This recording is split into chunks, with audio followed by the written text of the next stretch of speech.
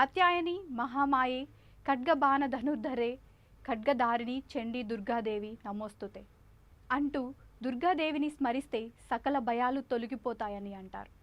దుర్గాదేవి బుద్ధికి నిదర్శనం. మనలోని అరిషడ్ వర్గాలనే చెడును తొలగించి మంచిని పెంపొందించాలని అమ్మకు నమస్కరిద్దాం.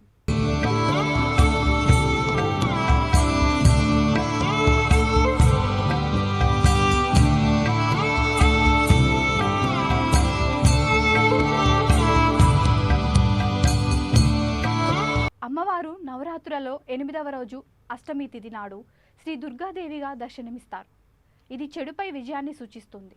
కత్తి, ఈటె, చక్రం వంటి ఆయుధాలను పట్టుకొని ఉంటుంది. అమ్మ వాహనం పులి. ఆమె చూడడానికి భయంకరంగా ఉంటుంది.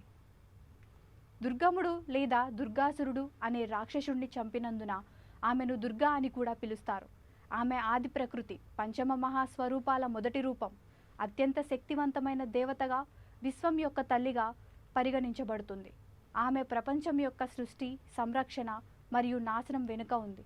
ఆమె వివరణ అనేక మత గ్రంథాలు, మంత్రం మరియు తంత్ర పుస్తకాలలో కనిపిస్తుంది. ఆది శంకరాచార్యులు అమ్మను దుర్గా అష్టోత్తరానికి బదులుగా లలిత అష్టోత్తరంతో పూజించాలని సూచించారు. తద్వారా ఆమె అత్యంత శాంతి రూపంలో, కనకదుర్గా రూపంలో దర్శనమిస్తోంది. దుర్గాదేవిని పూజిస్తే భవసాగరాన్ని అంటే జనన మరణ చక్రం సులభంగా దాటవచ్చు.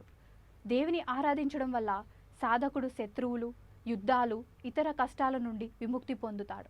ప్రజలు దుర్గాదేవి అనుగ్రహంతో దుర్గతులను అధిగమించాలని కోరుకుంటూ V3 న్యూస్ ఛానల్ యాజమాన్యం ప్రజలందరికీ నవరాత్రులలో దుర్గాదేవి అవతారం సందర్భంగా శుభాకాంక్షలు తెలుపుతోంది. ఇది ఈనాటి ప్రత్యేక కార్యక్రమం. మళ్ళీ మరొక కార్యక్రమంలో కలుద్దాం. చూస్తూనే ఉండండి V3 న్యూస్. లక్ష్యం సమాజహితం. నమస్కారం.